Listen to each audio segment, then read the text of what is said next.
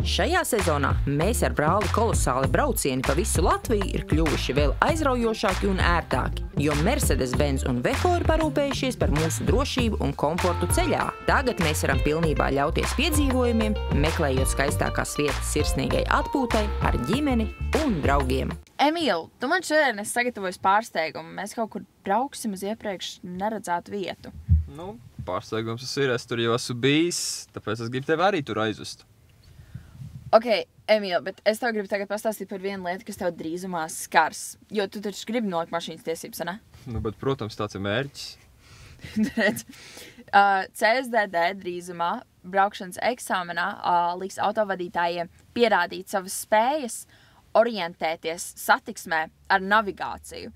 Un tāpēc mans priekšlikums tev ir tagad iztestēt savas navigācijas spējas mūsu uzticamajā V-klases Mercedes-Benz navigācijas sistēmā, lai redzētu, kur braukt.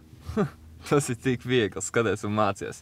Es aizņem uz navigāciju, serčā rekur Kalniņa, Ulmaņu, parks 2.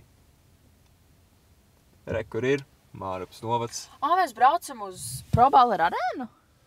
Mans plāns ir izgāzies. Tāda bija arī mana doma uzzināt, kur mēs braucam. Bet es tevi apsveicu, tu esi nokārtojis manu mini eksāmenu, un tagad viss, kas tev atliek, ir iemācīties, kā vispār braukt. Nu labi, un tad tev būs jāiemācās spēlēt basketbols.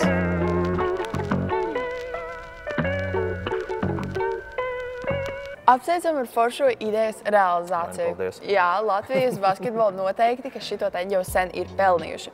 Bet kā vispār radās šī visa ideja, kā tas viss tappa? Mēģināšu ļoti vienkāršot. Tapa tā, ka es ar manējo kolēģi, kurš šobrīd šeit nav, mēs nekad neesam bijuši nekādi profesionāli basketbolisti. Bet mums basketbols vienmēr ir interesējis. Siltais laiks izejam ārā paspēlēt. Augstais laiks nav kur spēlēt.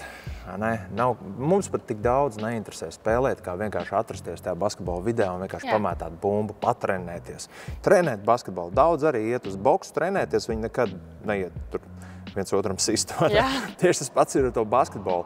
Un mēs aptaujājām tur apkārt esošos basketbolistu vecākus pa infrastruktūru problēmām un tā tālāk. Un sapratām to, ka tā ir ne tikai mums abiem liela problēma, bet ļoti daudziem gan entuziastiem, gan arī topošiem esošiem profesionāļiem. Cik vispār jaudīgas ir jūsu piespēļu mašīnas? Cik jaudīgas? Būtībā tālākā piespēle atnāks uz šejienu gandrīz. Tik jaudīgas. Tātad te ir, kā tu redzi, ir divas līnijas, un viena līnija ir Eiropas trīspunktnieks, otra ir NBA trīspunktnieks. Un tā kā attiecīgi, lai varētu uztrenēt sev no dažādiem attālumiem, tad arī tā mašīna pietiekami tālu, paņems un pados, lai tu uzreiz vari saņemt to bumbu un mest, pat no riktīgākiem dziļiem nostūriem, jo, kā jau ir redzēts, ka mūsdienu basketbolā, met no ļoti lieliem attālumiem. Jā. Tāpēc tā mašīna nodrošinās piespēli. Forši, varbūt pamēģinām. Jā, davai, ejam. Es tev parādīšu.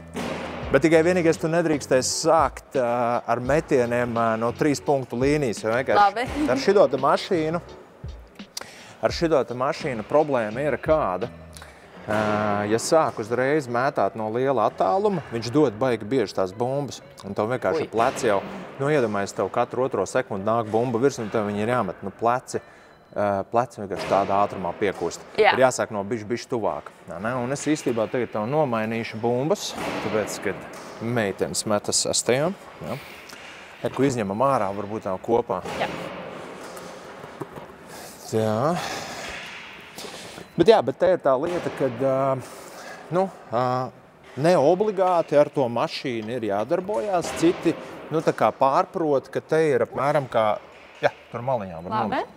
Citi pārprot, ka te drīkst nākt tikai izmantot to mašīnu, bet patiesībā jau te ir tā, ka var atnākt pamētāt, var noņemt to mašīnu nost, vienkārši paspēlēt, jo mums jau ir dažādi izmēri tie laukumi.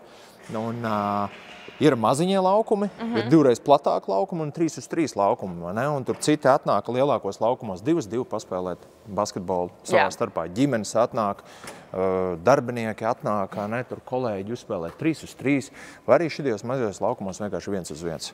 Ne? Un reku, tagad uzliksim tev pilnīgi visu to setupu, ja?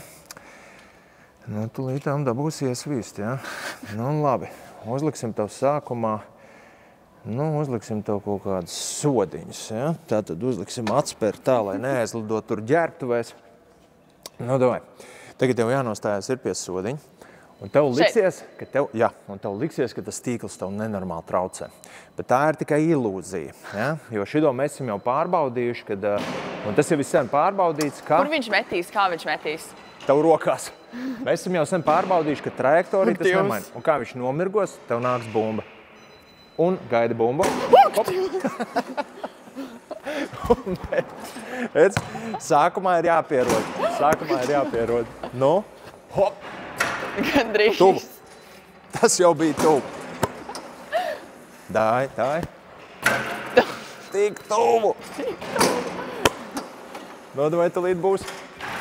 Labi, tulīt būs. Nu, un redzi, jā, bet redzi, tev nāk tik daudz bumbas, ka gribi, negribi. Tu ātri vien uztrenēs to lietu. Jā. Nu, davai, tagad ņem, trāp. Nu. Nu, davai.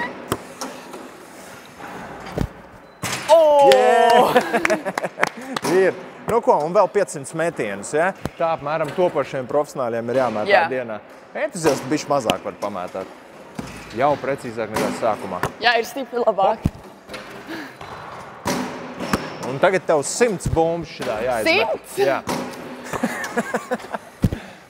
Un tu iedomājies, kas notiekās, kad tu no 3 punktu metienu līnijas mēģini trāpīt 100 tādā ātrumā, ja?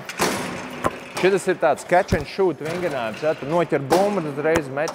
Jo nu patiesībā tā jau tikai tajās spēlēs arī notiekās, vai ne?